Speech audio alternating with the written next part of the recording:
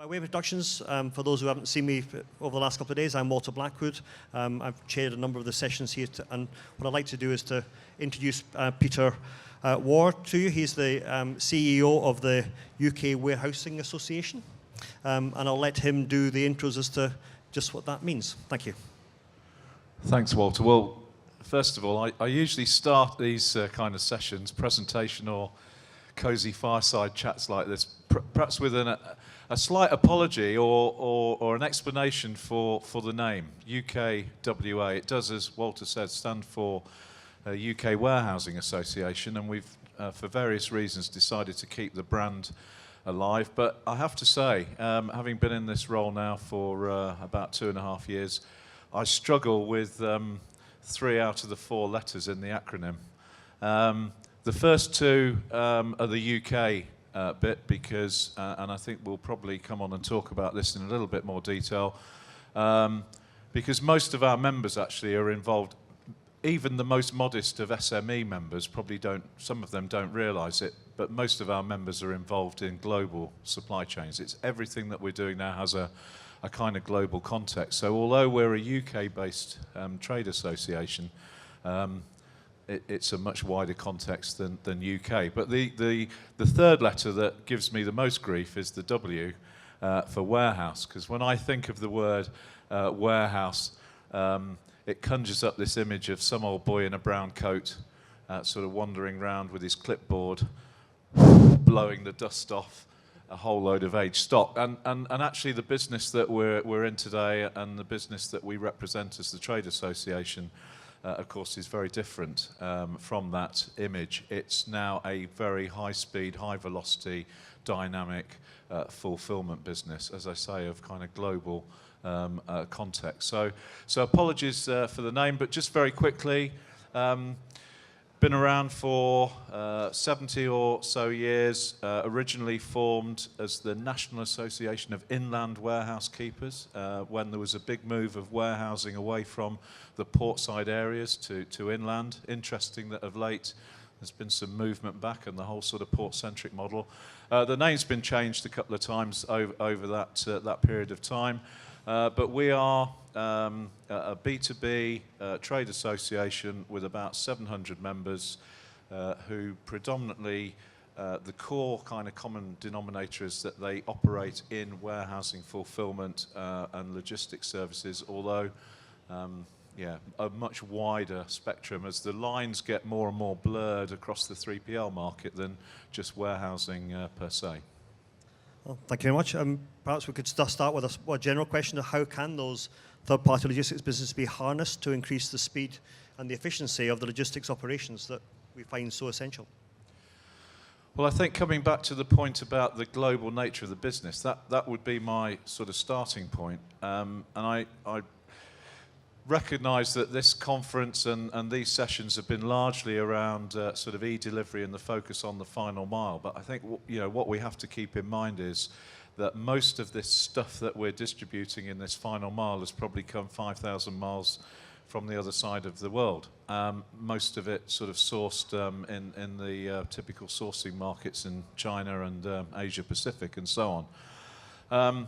And I think if we just think about some of the challenges upstream in the supply chain, particularly the growth of the Chinese economy itself, the 750 million new consumers that have emerged as a result of mobile technology in the last 5 years, and the market that's being created in that side of the world, just shifting around of those sourcing, traditional sourcing patterns is also having a big impact on this.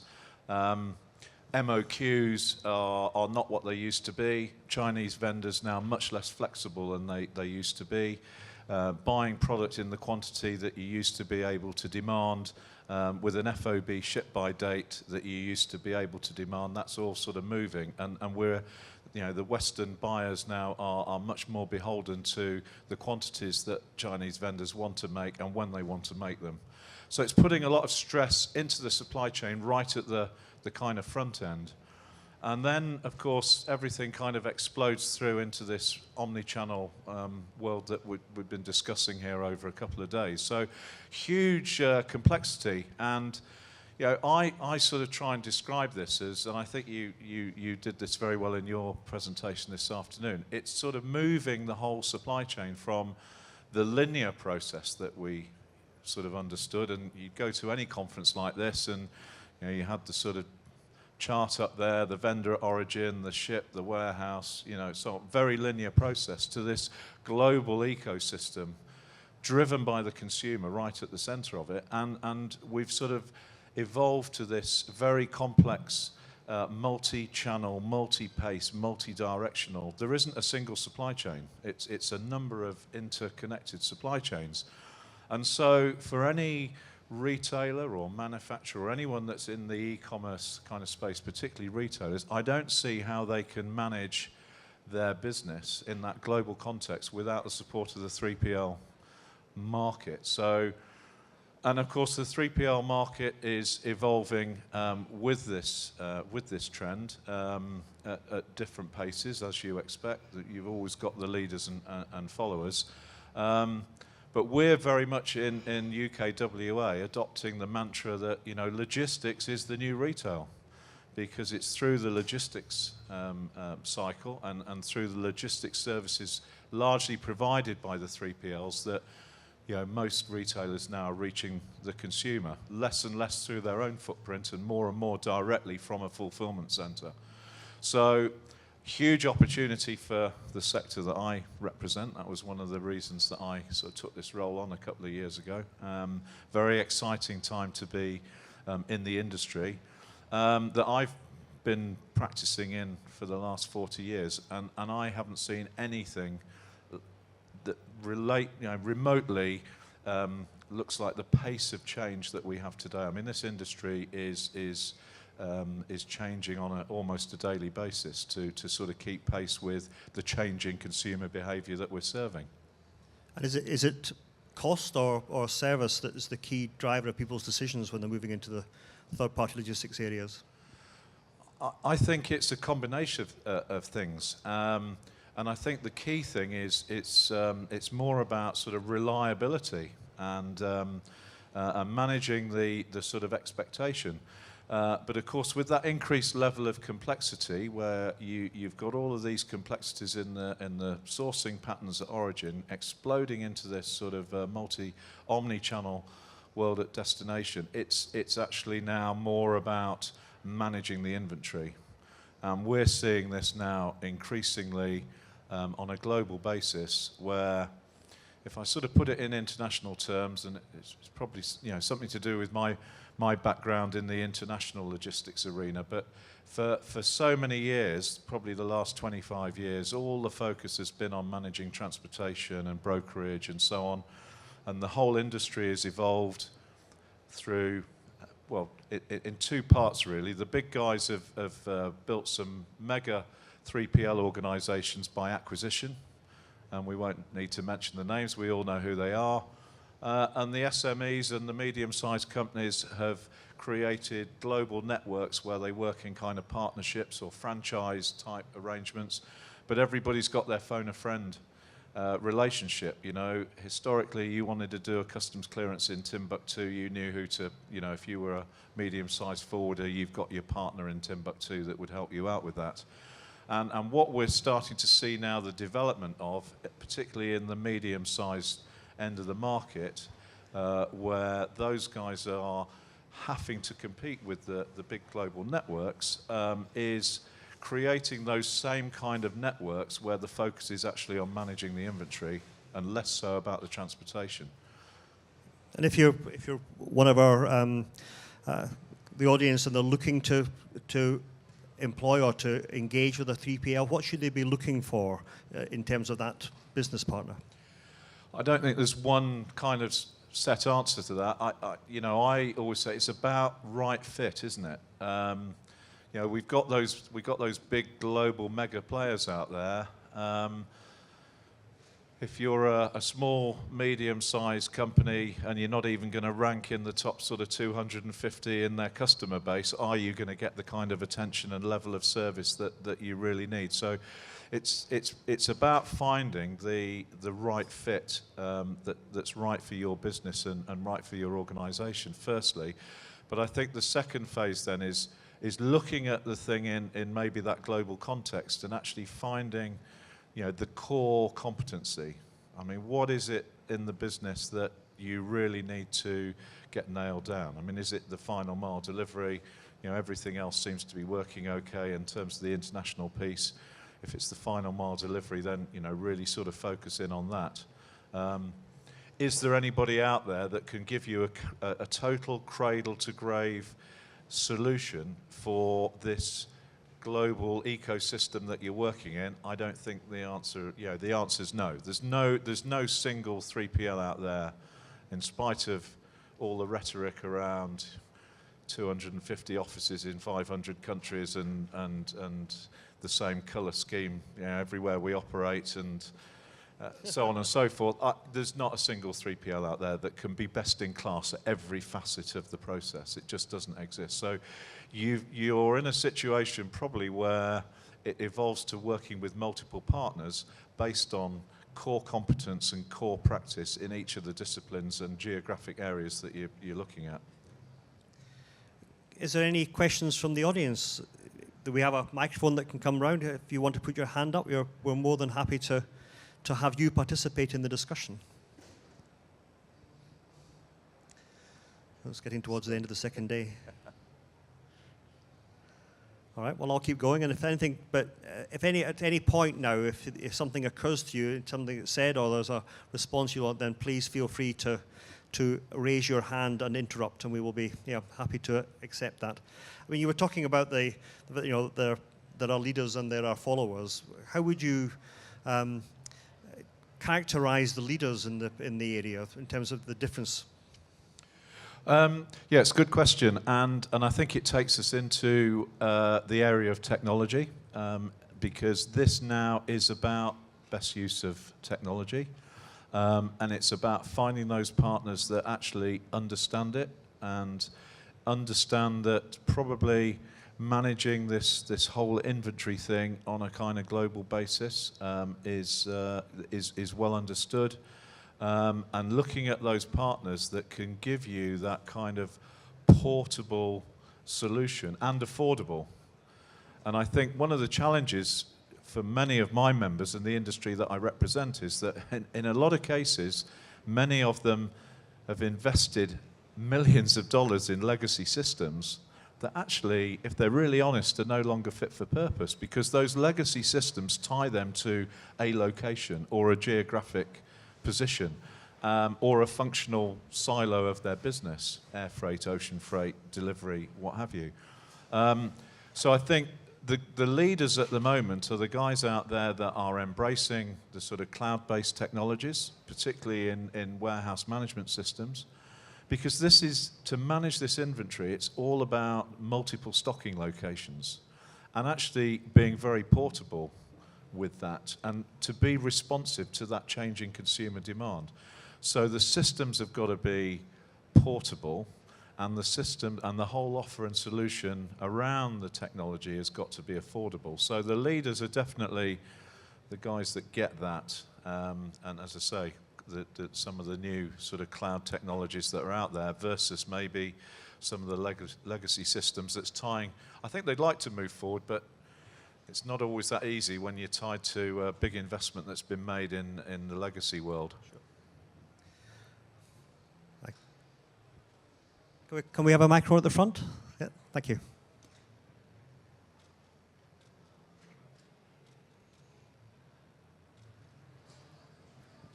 Thank you very much.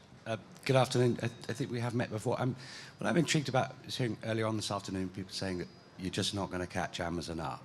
Don't try. So, working from there, some of the advantages we can see in other industries is smaller, more nimble operations are actually able to outmaneuver them. The scale of Amazon, for example, massive wheels, massive inertia. It's a tanker. It takes 27 miles to turn around. Surely there's a benefit for the rather, as you point out, fragmented jigsaw puzzle of 3PL systems for the non-Amazons and the non-Next to take advantage of, for example, recent announcements from TfL and the Mayor of London, the Department for Transport, about embracing low-carbon transportation and what have you. Presumably, Amazon's system, that's dialed in for the next 3 years. They're not going to go and scrap all their diesel vehicles tomorrow and replace them with electric vehicles. I think Walter's presentation, was facing more towards the retailer in terms of how they position in the market with Amazon. I think, my view is that from a 3PL logistics sector perspective, Amazon are providing huge opportunity because, like any other retailer, they cannot do it all themselves. And this is a message that we've been putting out to our members. And actually, in our session over in Multimodal yesterday, we were talking about this very thing. And 2 or 3 of our members were there saying, yeah, they're a great customer. They're challenging and they're tough to deal with. But I think you're absolutely right. Amazon will rely heavily on the 3PL sector. Sure. We have to. I think that yesterday was if you're going to get into bed with Amazon, sleep with the lights on and keep your eyes open. Don't allow them to take the lunch off your table, but they're presenting opportunities to the market. They can't do it all themselves, and even with their investment in some big assets, an airline fleet in the US, and so on. The lines are surely becoming blurred, and they're becoming a logistics provider as much as a marketplace, as much as a retailer, and so on. But there's a whole logistics infrastructure that they have to have behind that. Any other questions from the floor? Thank you. Hello there, Andy Wormington from Net Dispatch. Speaking to retailers, it seems that they're getting more and more concerned about the doorstep experience and extending their brand to the doorstep and communications with their consumers regarding deliveries. When they put their parcel in the hand of a carrier, then they're putting their brand and communications at risk a little. And when they bring in then a third-party logistics provider, that to them may be a further risk. Is that being considered in general? And have you any thoughts on that? Yes, I think it is being considered, and I think you have to sometimes be careful about the message that's sometimes obscured. I've heard of the retailers saying, well, we wouldn't trust that delivery to a third-party logistics provider. Because it's the only interface we have with the customer.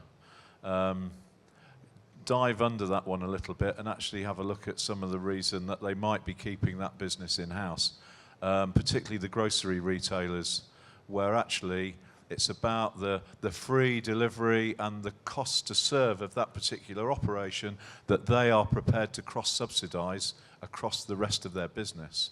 And actually, if they were to outsource that business to a third-party logistics provider, they wouldn't maintain the margin that they're able to do by subsidising it within their business. So I think there are some perceptive excuses that are out in the market through the kind of conference circuit at the moment about we wouldn't trust third-party logistics provider. But having said that, I do think that that's been a very strong message out to the 3PL sector that when you are representing that retailer and you absolutely have that interface with their customer, you are embedded into their organisation.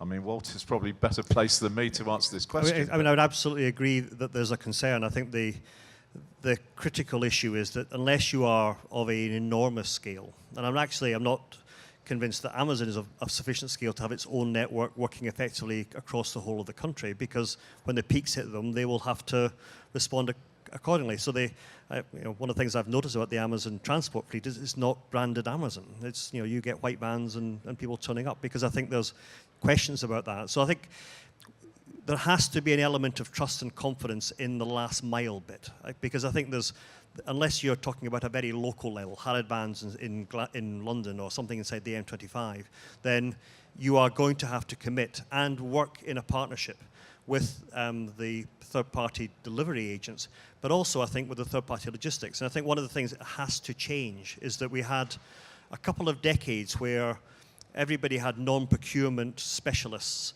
whose only job was to find the cheapest of anything. So you were putting out to warehousing or putting out to transport, and it was who does it cheaper.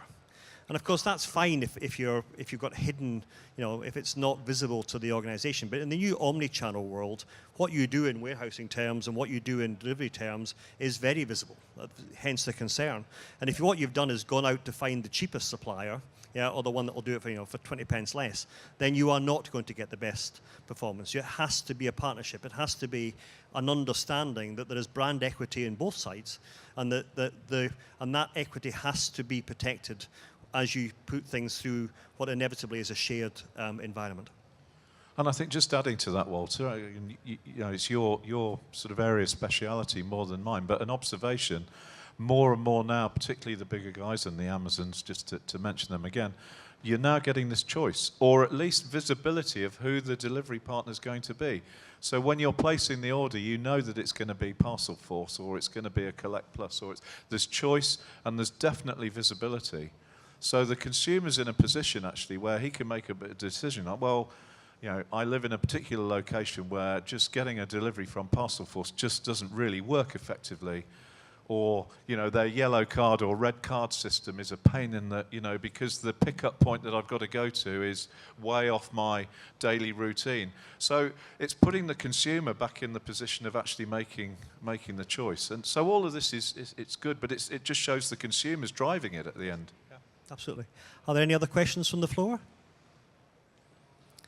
Well, I have one more. You're talking about international and the aspect of your association internationally. Is that predominantly accessing international flows coming into the UK by having outsourced offices, or is it UK businesses reaching out into international markets? It's actually both of those things, and the way that we're developing that at the moment is as UKWA, we're part of an international federation, the International Federation of Warehousing and Logistics Associations, the IFWLA, and responding to all of these challenges that we've been talking about, we within the International Federation within the last couple of years have kind of ripped up a model and started again, because as the word federation would suggest, and this organisation's been around for quite a long time, but it's only operated previously as a kind of club of clubs. And with a new set of articles of association that were adopted at a meeting in Beijing last year, we're now developing and linking up all of those country associations to provide a real global business-to-business networking opportunity in the way that I described the forwarders have historically, but with the focus on the inventory. So at the moment, there's a portal out there that will find you any one of 4,000 fulfillment operations in China, another number in Japan, Taiwan, India, the UK, North America, where we're sort of linking up the members of the individual country associations under the banner of the IFWLA, because we really see this now, again, focused on not the big mega players, but to enable the medium-sized middle market guys to, one, maintain their existing customer base as those customers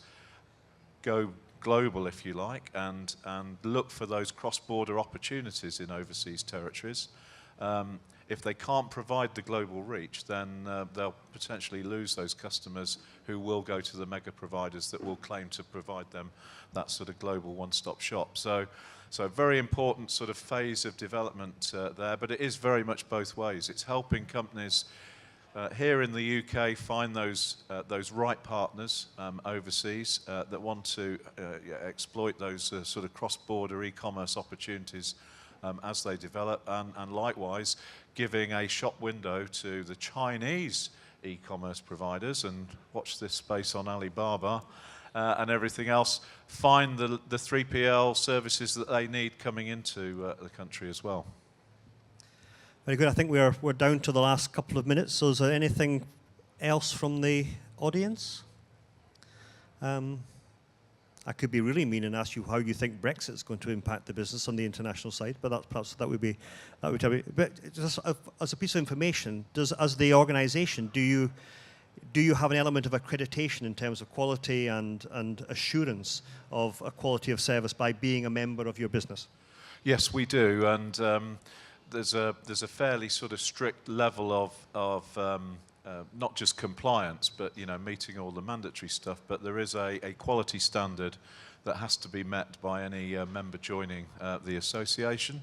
And again, on the global basis, that's sort of repeated through the other country associations. So, that sort of UKWA stamp, is, if you like, a kite mark for quality here, as it is being a member of our sister organisation in China. In fact, more rigorously enforced in China because it's almost a sort of state-controlled situation. So not only do you get a sort of, on the Chinese portal, a sort of gold, silver, platinum kind of service level, they're actually able to put the pricing up there as well because, well, that's what you'll charge for that level of service. So, yeah, there is, that's one of our raisons d'etre in the association is to continually be raising the standards of the industry.